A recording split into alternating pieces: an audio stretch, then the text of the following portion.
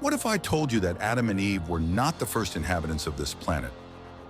Wait, don't close the video. I'm not going to talk about aliens or science fiction. I'm going to talk about what your own Bible says, but what almost no one bothers to read carefully. You look at Genesis 1:1 and it says, "In the beginning, God created the heavens and the earth." Period. But then in verse 2, it says something terrifying. "Now the earth was formless and empty." Here's the question no one asks. If God is perfect and makes everything perfect, why would he create something formless and empty? Why would God make a cosmic garbage dump?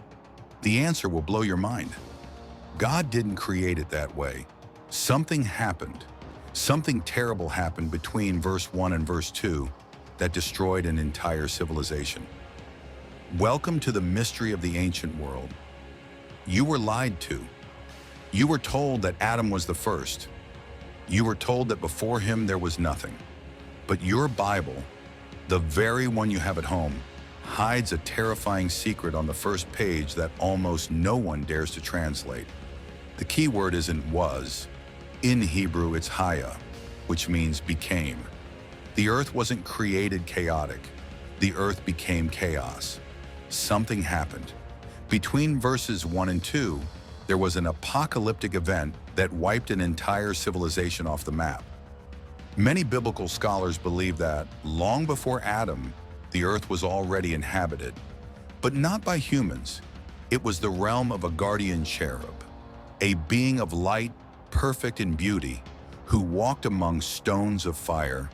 His name was Lucifer. Ezekiel 28 describes this being as being in Eden, the garden of God. But wait, Adam's Eden didn't exist yet? Could it be that Lucifer ruled an angelic civilization on the early earth? And what happened? Rebellion, pride, cosmic war. When Lucifer fell, he dragged a third of the stars down with him. And God's judgment was so brutal that the earth itself was destroyed. The sun went out, the waters froze. It became what we see in Genesis 1:2, a dark, flooded, and icy graveyard. This would explain many things that science discovers. It would explain why we find bones of gigantic beasts and dinosaurs that lived and died violently long before man set foot on the Garden of Eden. They died in the judgment of Lucifer's flood, long before Noah's flood. The prophet Jeremiah 4:23 had a vision of this exact moment. "I looked at the earth, and behold, it was formless and empty, and there was no man." Notice that. There was no man, but there were destroyed cities. Who built those cities that Jeremiah saw in ruins? Were they the strongholds of fallen angels? Are today's demons the disembodied spirits of that ancient race that lost its bodies in the judgment? But here's the most amazing thing of all. God didn't leave the earth destroyed forever. Genesis 1:2 ends by saying, "And the Spirit of God was hovering over the waters." From that chaos, from that ruin wrought by the devil, God rebuilt the stage for his masterpiece, you. God created humankind to fill the position of authority that the enemy left vacant. That's why Satan hates you so much. Because you have the body, the authority, and the image of God that he lost forever. You are God's plan of restoration. Now you tell me, do you believe there was a civilization before Adam?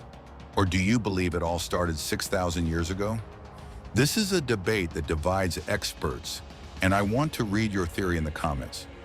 But if you think this is obscure, just wait. Because if there was a civilization before Adam, that solves the greatest mystery in history.